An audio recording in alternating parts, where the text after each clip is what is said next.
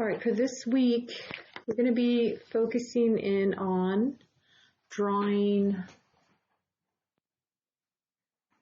a mannequin. So you might be familiar with a mannequin.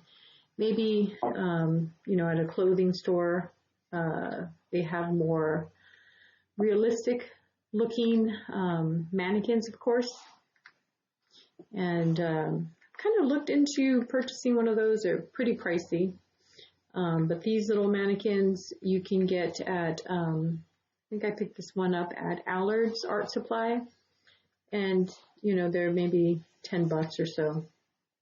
So if you really want to get into figure drawing, which that's what we're going to be moving into next, I recommend you start with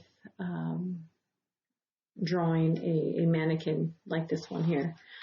So what I'm going to do to keep it simple, and of course unfortunately I don't have enough mannequins for everybody. So we have picture references. So in the classroom, typically what we do, and what we will be doing is you'll have a choice of mannequin to draw from.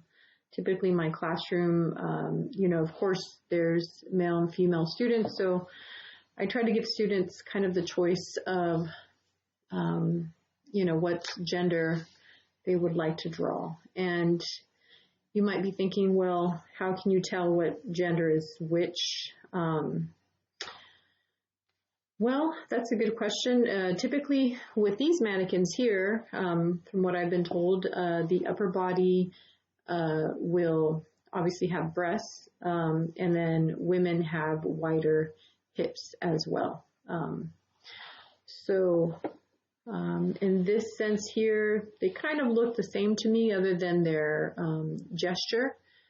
This one is gesturing with the hands up. And this one, of course, I like it because it has kind of like a ballerina pose. And this one has more of a what's up pose. So you can decide which one you want to draw. And then I was trying to think of other poses that might be interesting. And I found this one, which is, it's a yoga pose. It's also a meditation pose. But I can't think of the name right now. It'll probably come to me at some point. But this is, I thought this would be an interesting pose. Because ultimately what I'm going to do is have you guys possibly add some sort of background to this. I haven't quite decided what an appropriate background would be. As you can tell, this one, the art student kind of went very expressive with the background. And they just had fun with the color, but also did it in a way that was expressed emotion. And, we've been talking about expressionism. So I thought this would be this is an interesting example to show expressionism and the use of color on the background. I've also seen students do drawings of mannequins with that have strings coming from the top to show kind of a puppet. And I have also had students who've added a ballerina skirt to their figurine, and have also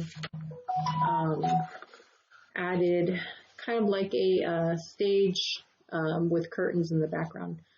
So there's a lot of different things you can do with the background, but for this session here, this demonstration here, I wanted to focus more on how to actually go about doing this drawing. So for some of you who are just starting out, this may be challenging. So I want to start with kind of the simplest, terms. And so obviously we're going to be focusing in on the element of line and the element of form. Also, of course, in any given drawing, we are focusing in also on our use of space. So we always want to keep in mind, we don't want to do any tiny little drawings. We want to take advantage of the paper that we have. And in this case, I'm simply having you use printer paper. So, and so, 8.5 by 11. So that's the space that we have to work with. And then in terms of the principles of design, and this sheet here you should have in your team's resource file, or I'm not sure exactly what it's called at this point. I think it's classroom folder, I want to say. So this, I uploaded it at the beginning of the semester, and this has all the different principles of design that we could possibly focus in on in the classroom. And although we're going to start as a drawing, you can make this a design by adding maybe a checkered background. So, we don't always talk about the principles of design. Typically, principles of design are more focused towards when we are actually doing design assignments that deal with design. But in this case, I thought it would be important for us to talk about the principle of proportion. And proportion meaning bringing attention to the size of an element in relation to other elements. So in this case, when you're drawing a figure, of course, the proportions have to be proportionate, or if not, then your viewer will be able to notice, oh, there's something funny going on there. So we're going to be focusing more so on the accurate proportions. Okay, so for purposes again of this demonstration, I think I'm going to go with this one here. And as I mentioned, if you would like to do this one instead, you can do that. Or if you find something else that's more interesting on Google or on the internet, like if you find something like this that you'd rather do, then that's okay too. But I will be demonstrating how to do this one here. Before I do that, I wanted to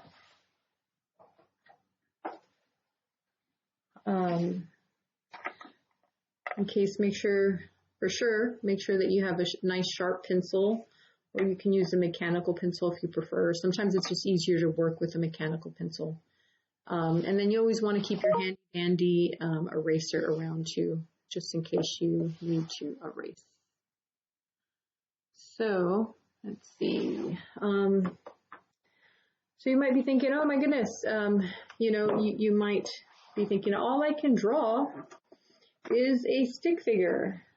Well, guess what? Sketch artists actually start with what maybe you would call a stick figure. They call a dominant action gesture, I believe. But basically, in essence, it's kind of like a stick figure in the sense that they are outlining, the basic shapes and lines and showing the direction of movement and setting up the proportion just by drawing the lines first, as you can tell. So I think that's the way we're going to get started. And this really comes in handy when you have, when you are trying to draw people quickly. Typically, when you're trying to draw people quickly, you use gesture line, this is the opposite of gesture line. Although it says gestures here, gesture is a lot more spontaneous. For example, like these little lines that are here showing the movement of the different parts of the body, those are more considered gesture. But really, gesture is just important in drawing because it shows the essence of the person and the movement of the person, the potential movement, is the way that I've understood it. And then this book here talks about different proportions. And I thought it was important to note that I believe according to Leonardo da Vinci, who did a lot of studies of anatomy, and he went so far as to take apart different cadavers at mortuaries to actually study the proportions of the body and to actually draw anatomically correct figures according to Da Vinci, there should be, the proportion can be broken down into, so if you measure, say for example, and you can try this at home to see if it's actually accurate. I'm assuming, we are all different in terms of our proportions, perhaps. There is no one universal proportion, of course. But according to him, if you measure the size of the head, your body length will be about 8 heads. So you'll notice here, there's 1, 2, 3, 4, 5, 6, 7, 8. So according to Da Vinci, that is a proportionate body. And then you'll notice that once you start creating a stick figure, you'll notice that you start to break down the spots in different places. So obviously these are the shoulders, and these would be where the hips would be aligned. This book here is fun with a pencil.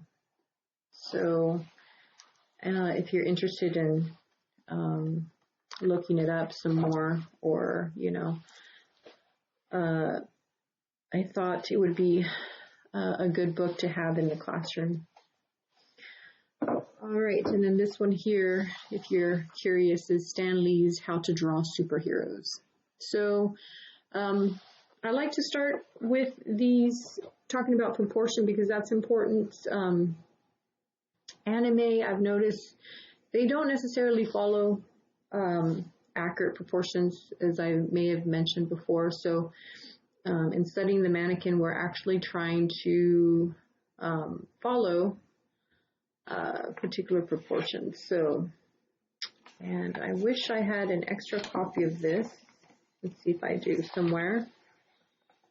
Because I wanted to show you how to go about separating the separate the different parts.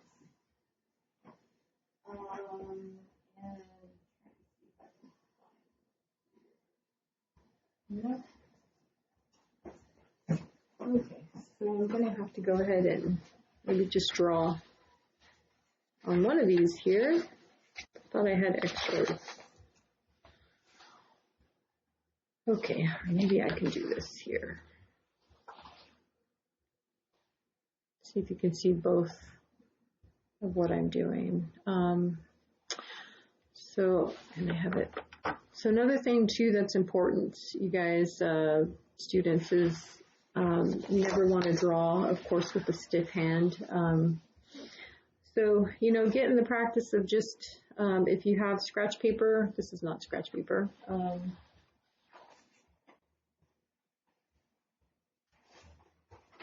This is scratch paper here. Scratch paper is usually stuff that you're about to throw away. So, be mindful of the waste that we're producing, and we don't want to produce more waste than necessary. So what I'm doing here is just kind of loosening up my drawing hand, and also just making sure that my pencil is nice and sharp.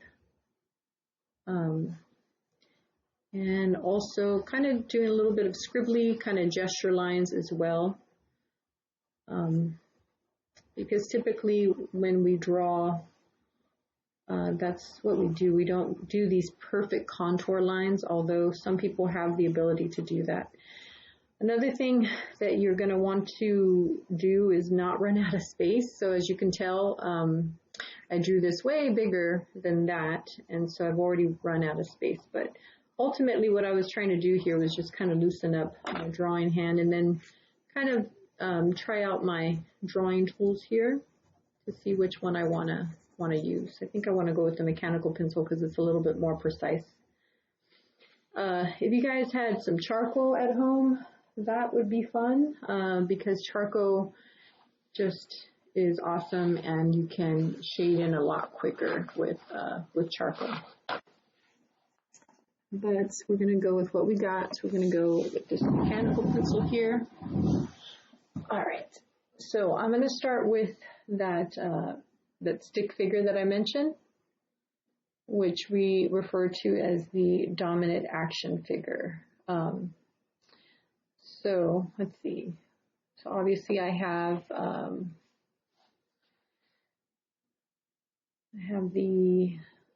so I start with the shape of the head here.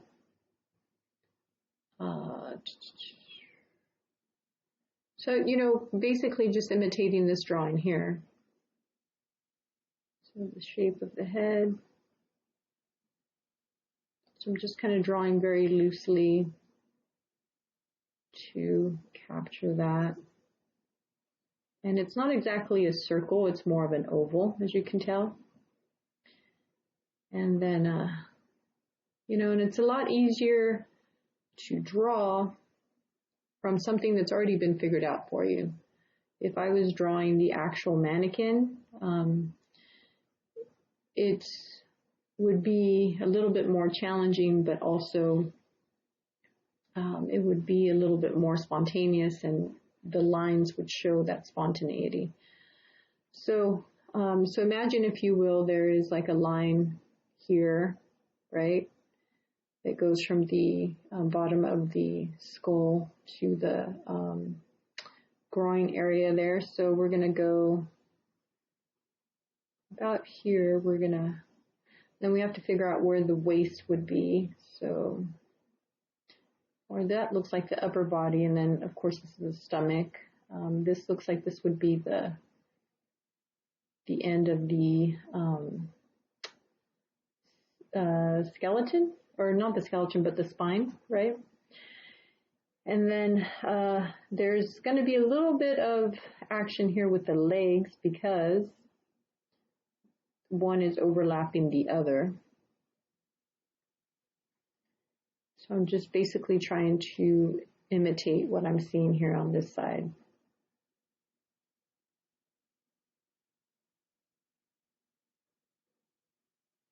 And then, so this leg here kind of overlaps. So you have to kind of pay attention to the positioning of this knee here. It looks like the knee is kind of very in the middle. So it almost lines up with this center here. So I would say the knee is about here. So at this point, you start to kind of connect different points. And then, of course, the leg, or the calf, or femur. I forget my anatomy. So we've got another part here. Hopefully you can see what I'm doing. We have this part here. And then, of course, we have the feet. The thing about when you're drawing people and figures in general, you really don't want to focus so much on the detail, but in this case, I don't want to run out of space, because I usually run out of space because I have a tendency of drawing a little bit bigger, or just not really paying attention to the space. So that's why I'm kind of making it a point to draw in the foot, just because that needs to fit within the paper, obviously. And then we have the other knee right adjacent, but slightly below the other knee. So at this point, it's really just about kind of paying attention to the direction of the leg,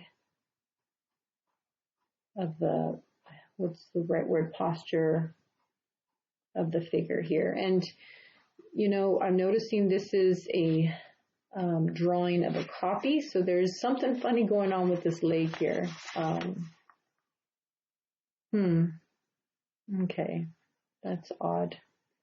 I'm also noticing, if you look at this one here, I think this one might have been the original, so it's actually more correct. There's a weird curve going on here, so I will make sure to upload the original here. So I think this is the original.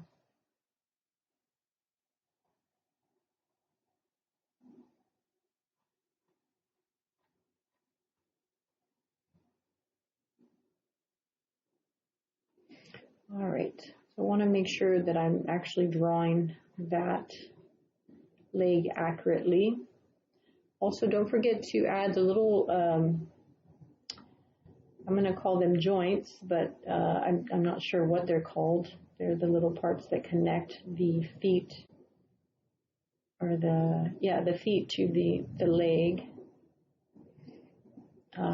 Notice that the feet are kind of adjacent, meaning they kind of end in the same horizontal line. So that's something that you want to pay attention to, because again, we're trying to keep this proportionate.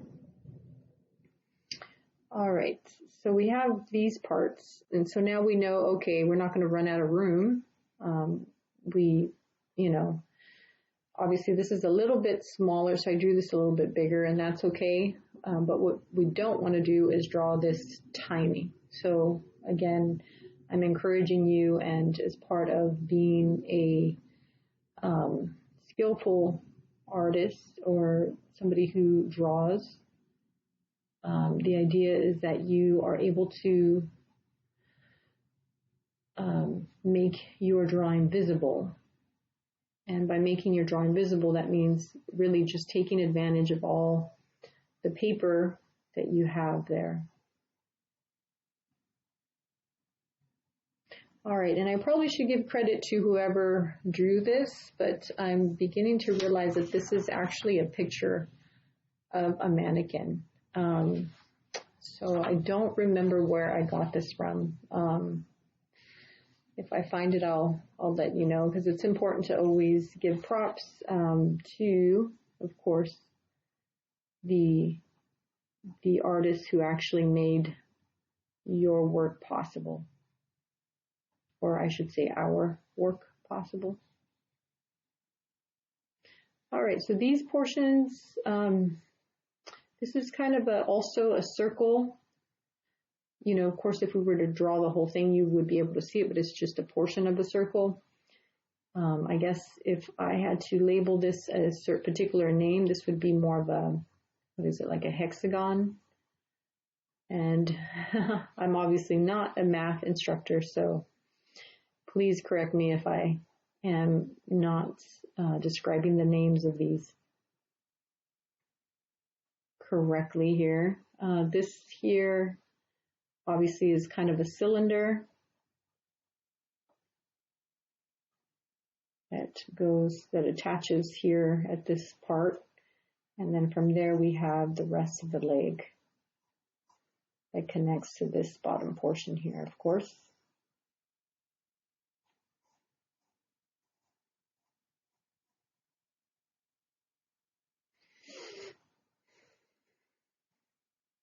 So, you know, it might be intimidating when you first see the picture and you're like, how in the heck am I going to draw this? But when you start to, when it comes to the figure, once you start to kind of break it down into smaller parts, then you realize it's not that challenging. And I noticed that some students still kind of struggle with proportion.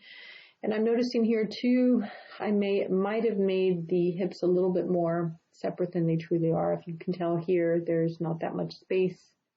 I've given this a little bit more space here, probably because I drew a little bit bigger.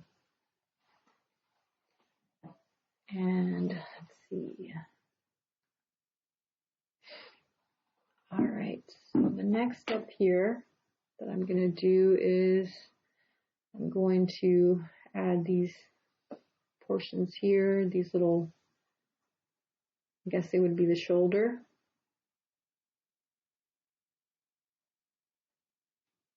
And this is the shoulder here.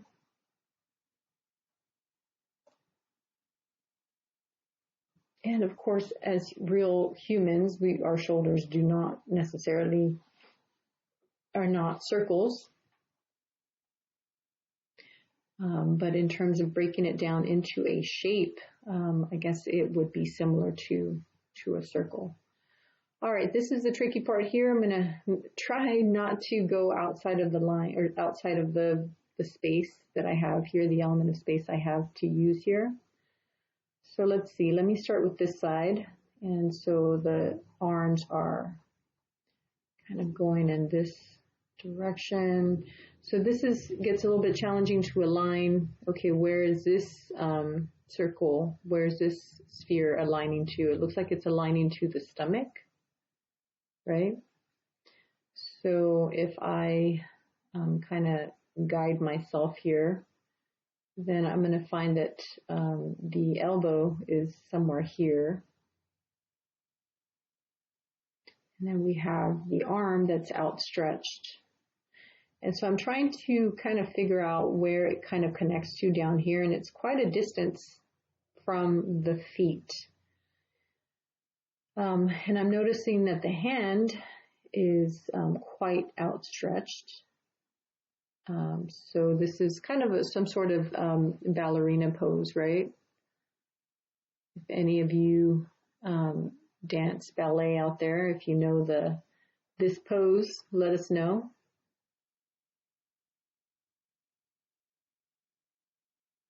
But the cool thing about the mannequin here is that you don't have to worry about the hands so much.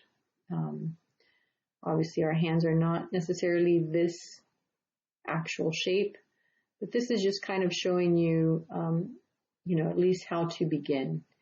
And then from here, of course, there would be fingers and, a lot more detail that we are not going to worry about so much with this mannequin here. So hopefully I have the arm the correct length. I feel like I might have shortened it a little much. So that's okay. That's what erasers are for. If you find that something looks off, and we're trying to make something proportionate, then of course you want to go back in and fix it. Because if we're trying to make it proportionate and it's not proportionate, then obviously that's the nice thing about using pencil, is that you can go in and fix that without a big problem. So let's see, just making sure that this is long enough here, because it appears to me that this and this is about the same length. And I guess, if we could, take a pencil, we could measure that. So I don't know if you can see what I'm doing here, but from here to the sphere, I have this length. So let's see if that's the same length here. Kinda, yeah. So it looks like the upper arm is almost the same length as the lower arm. So I guess I should do the same thing here. So, because I did draw mine a little bit bigger. So yeah, so I'm noticing I do need to elongate this a little bit more to about here. Remember, it's all about the proportion. All right, so the arm is a little bit longer here. And then, of course, we have the wrist. That is kind of going up. And we have this portion here. And of course, the hands are not going to be as big as the feet, obviously. I guess if this mannequin was a monkey, then the hands and the feet might be the same size. Who knows? I haven't really studied the proportions of a monkey, but I have noticed that they have kind of hands that have much longer fingers than we do. Okay, so, and then as soon as you feel that, something looks good, proportionate, then you can obviously go in and start to erase these dominant action lines, because what we're going to do is I'm going to ask you to shade. And I was trying to find something that already has shading on it. I guess this picture here, has the shading already attached to it.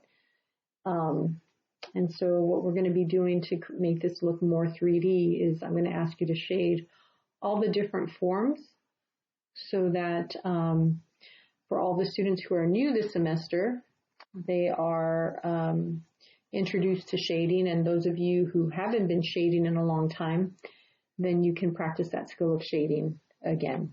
I know that it requires some time, but I always have some students in my classes where they didn't quite get shading the first time, especially when we did the sphere. And I was actually looking for the sphere so that I could remind you of shading, because some of you really got it and some of you really didn't. So in this way, you'll be able to review the skill of shading and creating a form. All right, so I'm kind of eyeballing this arm here, so hopefully I got that on the right place. If you want to, use your pencil to actually measure, you can do that. So I'm kind of measuring with my pencil here to check and see. And, of course, if you had a ruler, that would make it a lot easier. I'm noticing this one here, it looks almost like this arm is foreshortened. Oops, you're not seeing what I'm seeing. So it's almost like this arm here is shorter just because it's tilted back. So anytime you have foreshortening, it's going to make certain parts look shorter, and that's okay because anything, of course, that is further away from you is going to be smaller. And that applies, of course, to figure drawing as well.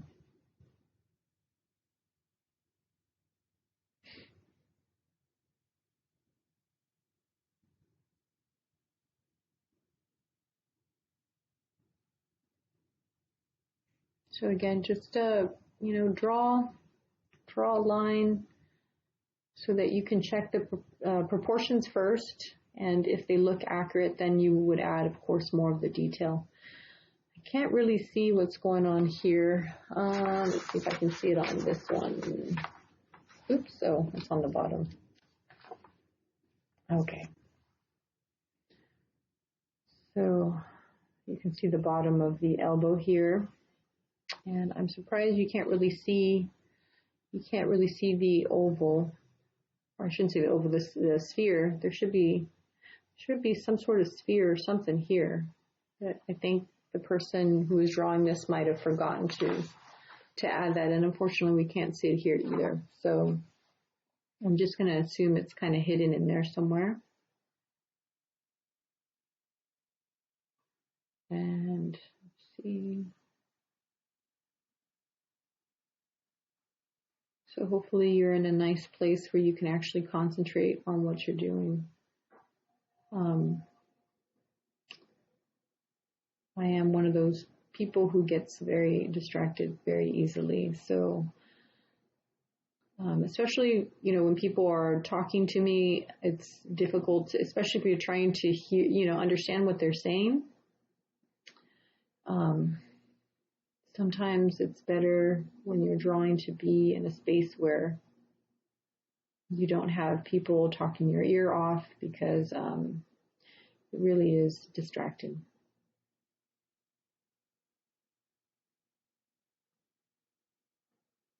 Well, at least to me anyways. Some people have the ability to, actually no, it's been a proven scientific fact that even though we've been trained and we've been told that we can multitask. Of course we can multitask, but you will notice that if you do one thing at a time, that one thing will be 100 times better if you're focused in on just that particular thing. In this case, being the drawing. Because if you're trying to have a conversation and draw at the same time, you will find that your drawing will not be as strong as it would be, would not be as strong as it would be if you really did just focus on one thing.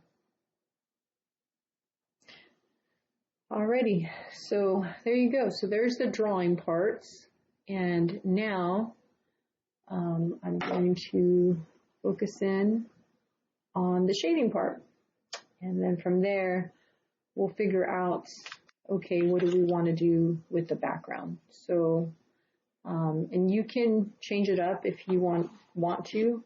All right, so what I'm going to do is just kind of defining some areas a little bit more, because I'm noticing, like, for example, this foot, I made it a little bit wider maybe than the other foot.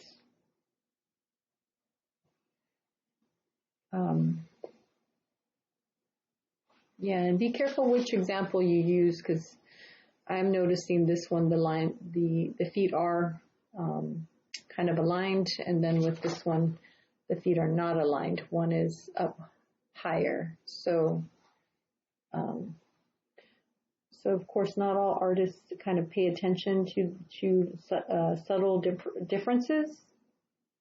But when it comes to proportion and drawing figures, you do need to pay attention to those subtle differences. Okay, so now with the shading parts, I'm going to, let's see, maybe erase some of the non-important lines here, or lines that I no longer need. So these dominant action figure lines we don't need anymore. Just be careful not to erase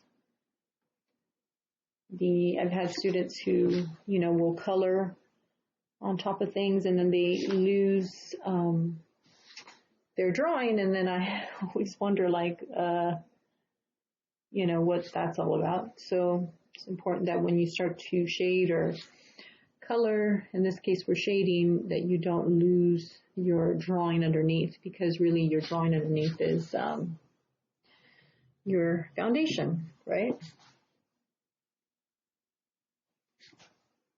Okay, so it might be easier to shade with a regular pencil. Just make sure it's nice and sharp. Also, a blending stump might be necessary. I just don't think I have a blending stump that is readily available, unfortunately. So, trying to think. Yeah, I have all of my blending stumps in the classroom. But, it's just a kind of rolled up sheet of paper for blending. So let's see. So I'm going to start here, kind of defining more this portion. So really what we're trying to do with the shading is make it look more 3D. So if you recall with the sphere that we did, you really have to determine where is my light coming from. In this case, my light is coming from the right side, and so everything on the left side is going to be darker. And it has a similar effect going on this one, but the shading's been done very lightly, or maybe when I made the copy, it didn't really pick up on all the shading. So I am asking you to shade in all the different forms that we've just drawn. And I'm asking you to do it in a gradual sense. So it's very easy to just add hatching lines. That's another way to do it, but your shading is not going to be as gradual. So please notice that I am gradually creating the dark side. So we have this darker shade here, a darker value, and then on this side is going to be lighter, right? So we don't have to worry anything about the other side. We're just focusing on the left side. So once I've added a little bit of lead, I'm just going to use my finger to blend the lead that I've actually added. And then sometimes, you know, you'd be surprised, you'll have some lead kind of on your fingertip, right? But I've had some students who are like, I'm blending, it's not working, but they don't have any lead down. So I always say, oh, you have to put some lead down first, right? So you have to take the time to actually add the lead before you do anything else. So, okay, so at this point, I'm just simply going to show you how to add the lead and then blend, just simply using your finger. Some of you might have, you know, thicker fingers. You might have trouble blending. So what I would recommend is that you can also do just hatching lines. So hatching lines would be where you're just doing kind of these types of lines. But that would make your drawing, I guess it would work as well. But in this case, I am trying to have you do kind of gradual shading, because ultimately, you know, as you can tell here or not, let's see if you can tell. On this one, it does have some, like for example here, you can see it has some hatching lines where it's just lines. And that's typically done, of course, if you're trying to get a drawing done as quickly as possible. So if you're running out of time, then I would recommend, that's okay, you can use hatching lines. But if you really want something to look 3D, you do have to take the time to kind of create a gradation. And you'll find that if you press too hard on the pencil, as you did maybe with the sphere that we did at the beginning of the semester, then in essence, it's going to be really difficult to get rid of those lines. So I would recommend have patience, because patience is, after all, a virtue that we all need to learn. You know, our fruits and vegetables are not created in 2 minutes. Anything that is sweet and beautiful takes time to be created. That includes a meal. That includes a drawing. However, there are some drawings that are very quick and spontaneous as well. When you did the expressive portrait, that was a very quick and spontaneous drawing. So notice I'm basically just going down the line and shading each one of the different parts. And again, for some of you, this might be torturous. If you have charcoal at home, it would be a lot quicker to use charcoal, so if you want to use some charcoal, you can give that a try.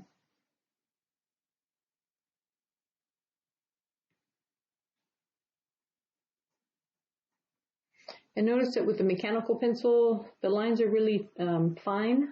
So I'm going to stick to the number 2 pencil because the lines are not, they're not so prominent.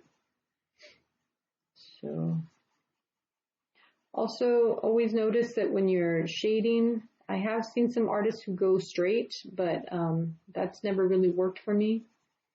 You always want to go in the direction of the form that you're trying to create. In this case, we have obviously kind of a hexagonal shape, which is not exactly square, and it's not exactly circular either, but it has kind of more of a, in this case, kind of a curve. So that's something you want to pay attention to.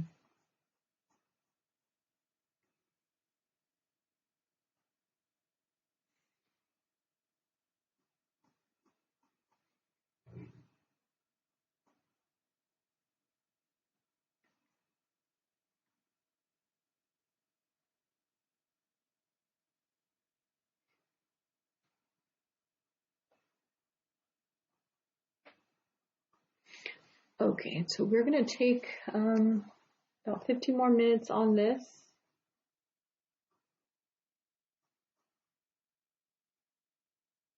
And then we will take a break.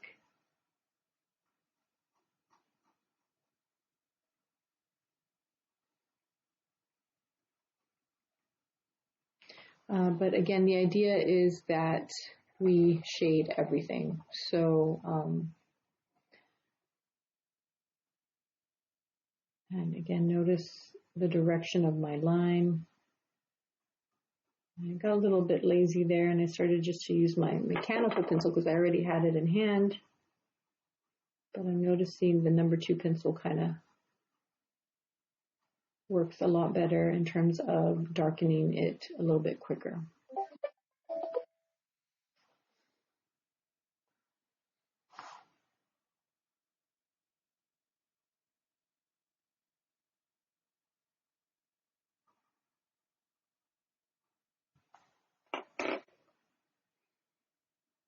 So I wish I had a blending stump so I could show you the process.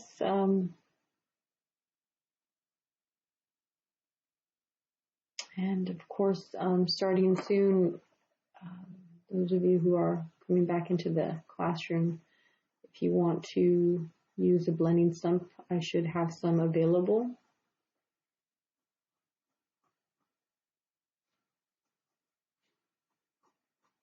But for now, we're going to improvise with our fingers.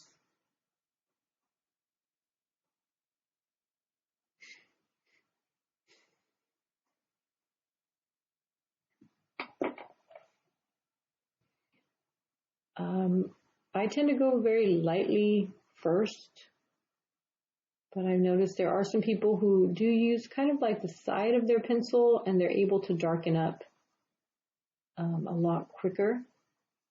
So as I'm losing patience here, I'm starting to use the side of my pencil. And, also just work smart. If you can cover a bigger portion, then go for it.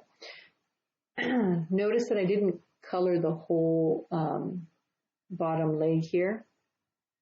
I only colored half of it because, again, it's darker on this side, lighter on this side.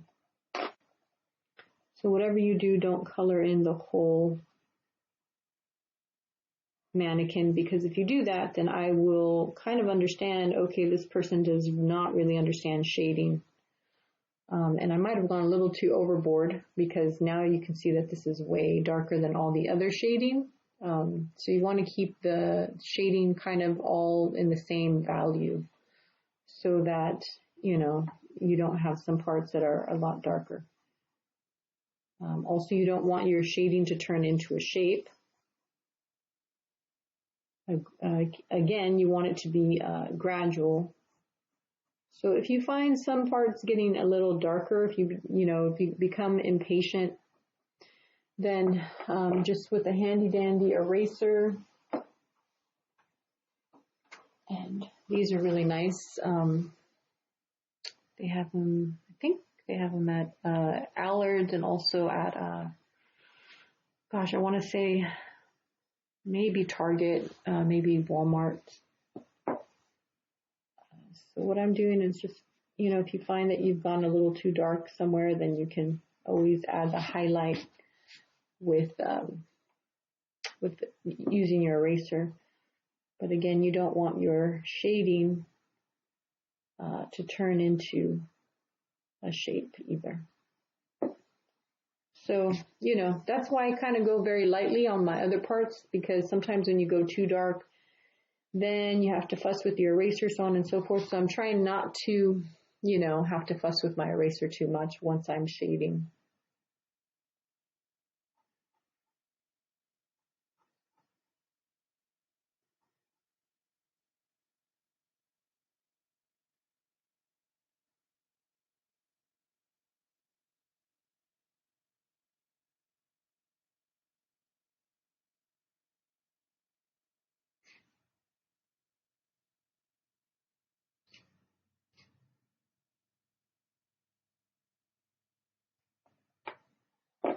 right, so I use my mechanical pencil there. Let's see if I can blend.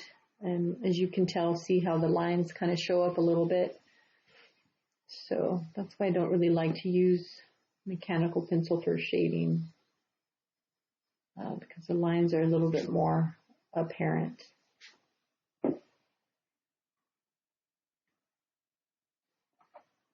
And detail is important, so if you find that you have lines that are kind of in the middle of nowhere, then take a little bit of time to clean up your drawing.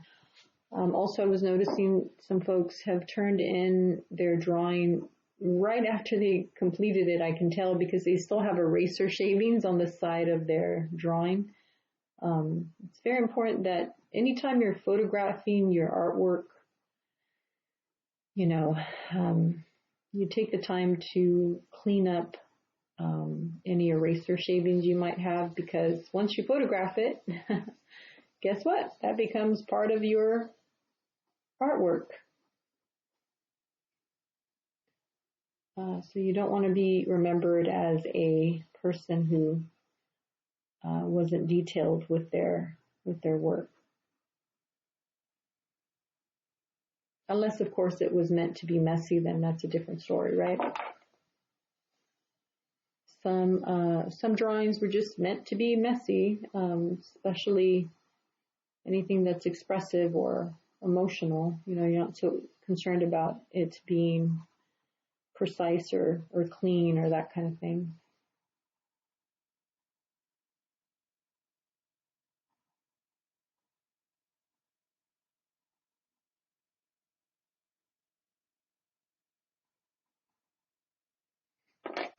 So again, I'm trying not to go too dark here, so I don't make the same mistake that I did here where I had to go back in with the eraser.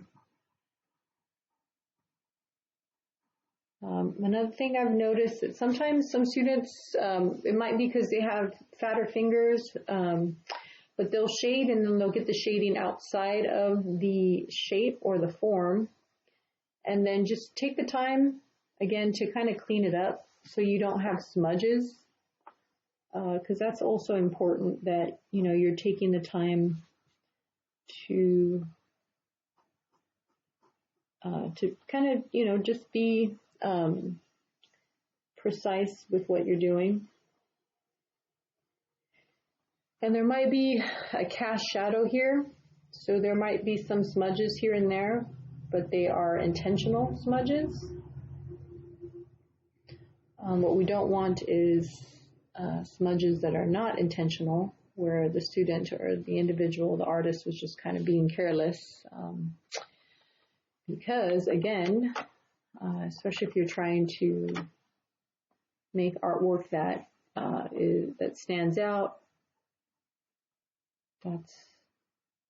people do notice that kind of thing.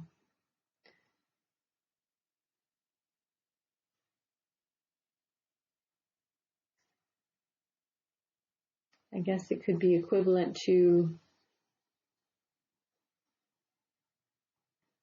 leaving the house and not taking a shower, which happens. But, if you haven't showered in a couple of days, then it's noticeable. So it's the same thing with art. It becomes noticeable when the artist is kind of not taking their time to focus in on the details. And in some artwork, it's all about the detail.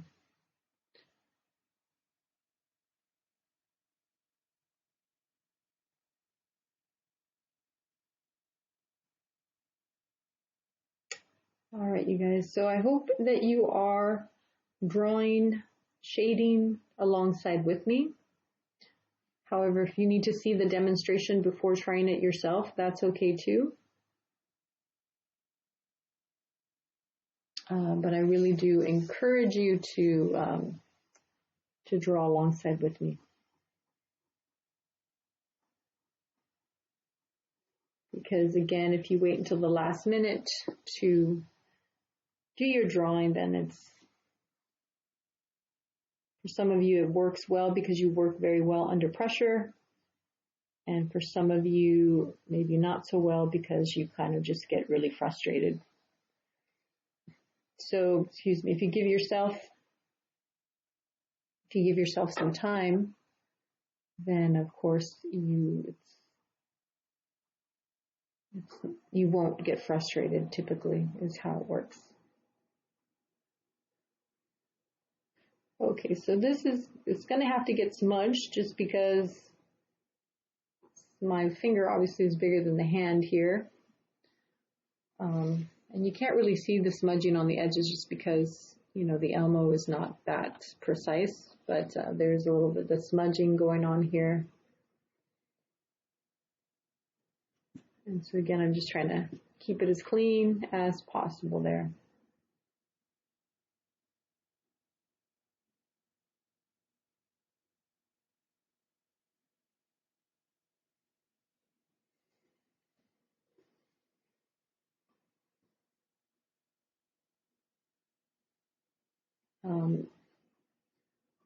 If you are in the classroom, then of course I would expect for you to be drawing alongside with me.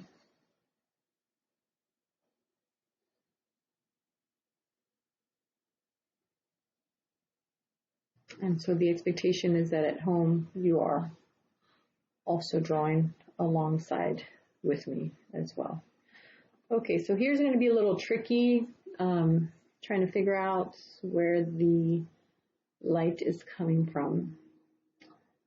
But I'm going to go ahead and take a break there, and then we will figure that out when we come back.